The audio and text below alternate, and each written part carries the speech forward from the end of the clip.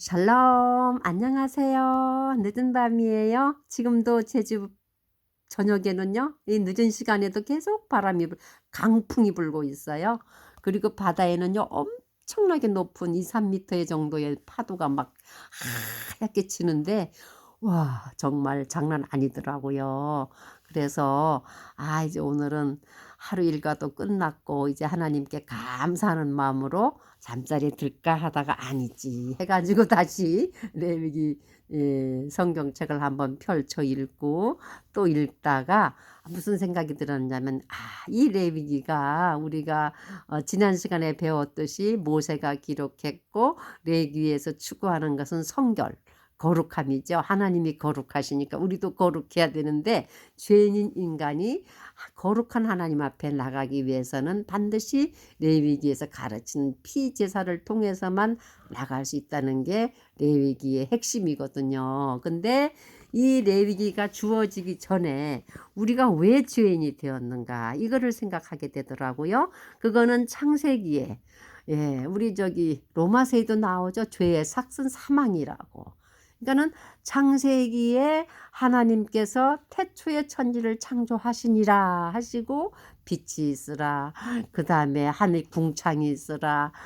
바다가 있으라. 그다음에 땅이 있으라. 하나님께서 말씀만 하시면은 척척척척 되면서 하늘과 땅과 바다와 모든 식물과 동물들을 다 지으시고 당신의 형상을 따라서 흙으로 사람도 지으시고 또 그 사람이 하나님께서 보시기에 모든 짐승들이 암수가 있고 짝꿍이 있어서 재밌는데 이게 사람이 혼자 살면은 재미가 없어 독처하는 것이 쓸쓸해 보여서 아담을 깊이 잠들게 한 다음에 아담의 갈비뼈를 취해 가지고 여인을 만들어서 아담 앞에 데려다 놓으니까 아담이 그 여자를 보고 너무너무 기뻐서 이는 내 뼈 중에 뼈요 내 살 중에 살이라 하면서 둘이 너무너무 재밌고 행복하게 에덴에서 그냥 이 삶을 살아야 되는데 하나님께서 뭐라고 말씀했냐면 아담한테 네가 이 동산 모든 나무와 실과 모든 것을 따먹고 임의로 할 수 있지만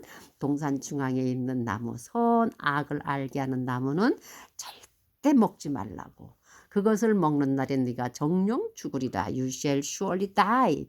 넌 정말 죽게 된다. 그건 절대 먹지 말아라 하고 동산 중앙에다가 생명나무와 선악을 알게 한 나무를 딱 이제 심어 두셨죠 거기다. 근데 창세기 3장에 보면은요 하나님께서 지으신 짐승들 중에 가장 간교한 뱀, 가장 교란스럽고 그러니까 한번 요망스러운 거죠. 그러니까 그 뱀이 와가지고 연약한 여자 하와를 꼬셔가지고 하나님이 먹지 말라고 한 거를 아주 그냥 하나님께서 먹지 말라고 하되 아니야 먹어 너들 그거 먹으면 너도 하나님처럼 돼. 그래서 그 여인이 뱀의 유혹에 넘어가서 그 열매를 따먹고 자기 남편인 아담에게도 주어서 둘이 그것을 먹는 순간 그들의 눈이 밝아져서 자기들이 벗은 것을 알고 수치스러워서 하나님이 거시는 하나님이 저녁 때가 되면 서늘할 때는 내려오셔서 쭉 둘러보시면서 당신이 지으신 피조물들과 그 이쁜 아담과 하와를 보시려고 하나님이 아담아 부르실 때 아담이 하나님 저희가 부끄러워 숨었습니다 했더니 하나님이 아신 거죠. 누가 너희가 벗었던 걸 얘기했냐고 하면서 네가 따먹지 말라고 한 열매를 먹었구나 하면서 이제 뱀과 여인과 아담을 놓고 하나님이 이제 심판하시죠. 그래서 뱀은 종신토록 배로 땅을 기어다니고 흙을 먹고 살고 여인의 후손의 발꿈치를 상하게 하고 여인은 자식을 낳는 해산에 그 고통을 안게 되고 평생을 남편을 사모하게 되고 남자는 종신토록 이마에 땀을 흘려야 밥을 먹을 수 있는 양식을 얻을 수 있는 그러한 노동을 주시고 그리고 하나님께서 뭐라고 하셨냐면요. 창세기 3장 22절에 보면 이 사람을 여기에 두면은 눈이 밝아졌고 선과 악을 분별하는 지혜까지 있으니까는 분명히 생명나무의 열매를 따먹어서 영생할까 하니까 이 동산에서 보내야 된다 하시고 그들을 실락원이라 그러죠. 그러니까는 에덴을 상실하게 되는 거예요. 쫓겨나는 거예요. 그 에덴에서는 추운 것도 없고 모든 것이 인간이 살기에 가장 완벽한 그런 동산인데 거기를 벗어나니까 찔레와 엉겅퀴와 가시와 고통이었죠. 그래가지고 에덴을 내쫓으시고 에덴의 동쪽에다 그룹들을 세워서 불 붙는 칼로다가 생명나무 사방을 돌게 했다 그랬어요. 생명나무를 지키시는 거죠. 그리고 그들은 죄를 지은 대가로 죄의 삭은 사망인 것처럼 죽을 수밖에 없는 운명이 되었습니다. 그래서 5장 5절에 보면요. 아담이 산 전생에는 930년을 살았어요. 지금으로 보면 굉장히 오래 산 거죠. 그렇지만 그 오염되지 않고 완전히 원초적인 그때는요. 930세도 짧은 생이죠. 그래갖고 930년을 살면서 자녀를 낳았고 그때 그가 죽었다 그랬습니다. 그 후부터 아담의 후손들은 계속 낳고 죽고 하다가 창세기 10장 11장 초반까지 인류의 역사에 모든 전개되는 스토리가 쫙 나와요. 인류의 역사예요. 그 다음에 11장 후반절서부터는 계보가 나오면서 누가 오냐면은요. 아브라함의 아버지 데라가 나오면서 아브라함이란 인물이 나와요. 그때부터 이제 이스라엘이란 나라가 싹트기 시작하는 거예요. 그래서 그때부터 아브라함이 그 갈대아 우루, 그러니까 유브라데 강이 있는 그런 동네인데 큰 유브라데 강을 건너서 하나님이 지시하는 땅으로 나왔기 때문에 그때부터 아브라함을 히브리인, 큰 강을 건넜다는 그러한 이름이 히브리란 뜻이래요.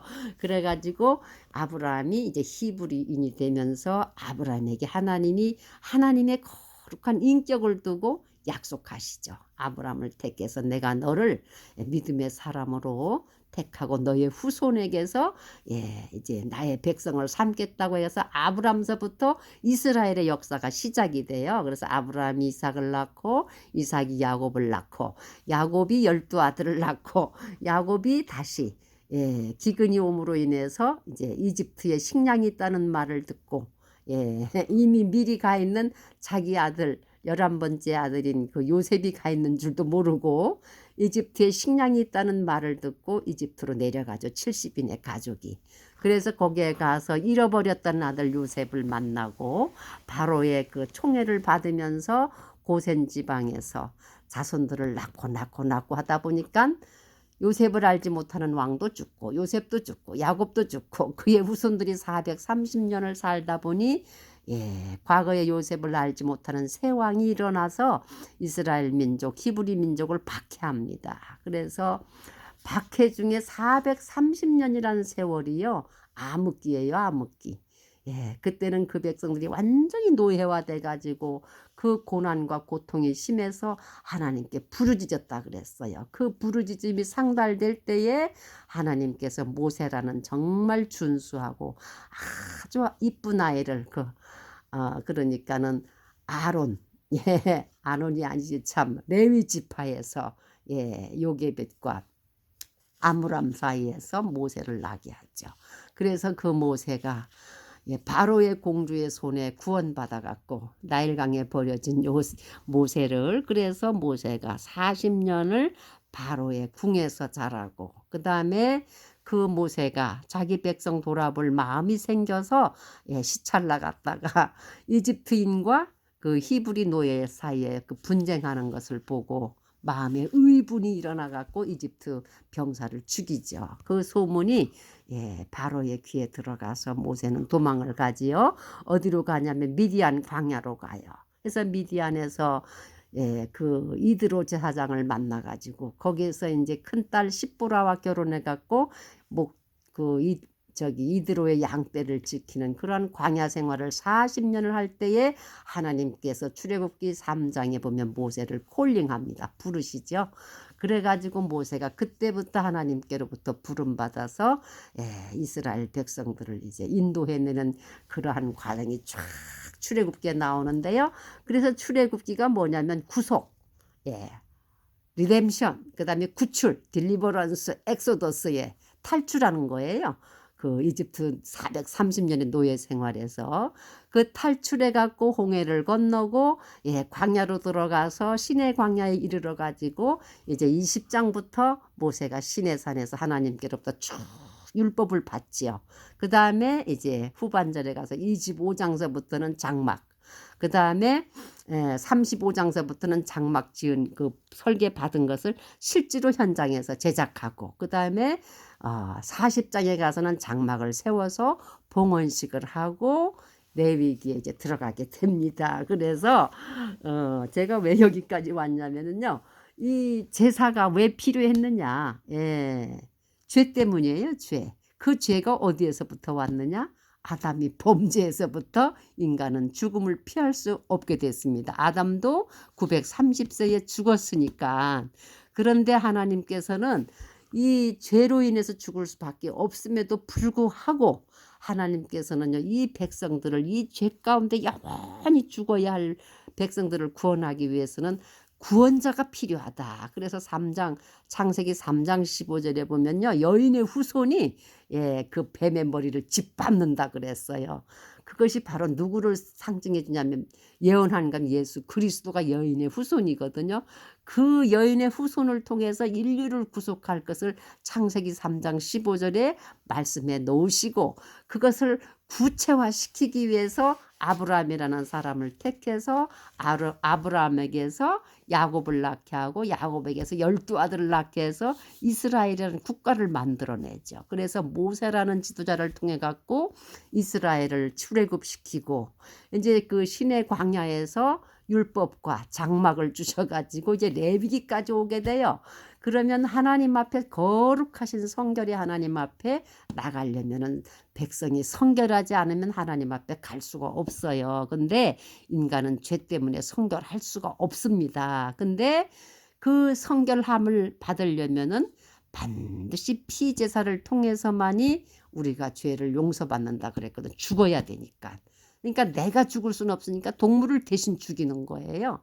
그래서 네가 죄 때문에 죽어야만 너는 사는데, 우리는 죽일 수 없으니까 우리를 대신해서 양이나 순념소, 숫소를 잡아가지고 그 피를 이제 하나님 앞에 드림으로써 관계가 회복이 되고 죄가 용서받는 그런 과정을 자세하게 가르쳐 주는 것이 이제 우리가 공부해야 할 레위기거든요. 그래서 이 레위기는 전체가 27장으로 구성이 돼 있어요. 근데 이 27장을 다시 분류하면은 두 단락으로 분류할 수 있는데, 1장에서 17장까지는요, 피제사를 통해서 하나님과 교제가 성립이 되고 회복된다는 거. 그 다음에 18장에서 27장까지는 관계가 회복되면은 하나님과 백성의 관계가 회복이 돼 가지고 이제 하나님과의 그 회복된 관계를 꾸준히 유지하려면은 어떠한 성결법, 정결법을 살아야 하는가 하는 거를 이제 18장에서 27장에서는 다루고 있습니다. 그래서 이 레위기는 거룩하신 하나님 앞에 우리가 거룩한 백성이 되려면 반드시 피제사를 통해서만 우리가 거룩해질 수 있다는 것. 그 피는 우리 신약시대에 살고 있는 우리들에게는 예수 그리스도의 그 피라고 볼 수 있고요. 그래서 성경에는 예수님은 보라, 온 세상 죄를 지고 가는 하나님의 어린 양이로다 하고 세례 요한이 그 요단에서 세례를 베풀 때에 예수님이 세례 받으러 오시는 것을 보시고 요한이 그런 얘기를 하죠. 세상 죄를 지고 가는 어린 양이로다. 우리가 죄를 가지고는 하나님 앞에 갈 수가 없어요. 이것을 레위기에서는 가르쳐 주고 있거든요. 그래서 이 레위기는 딱 두 가지로 생각하면 돼요.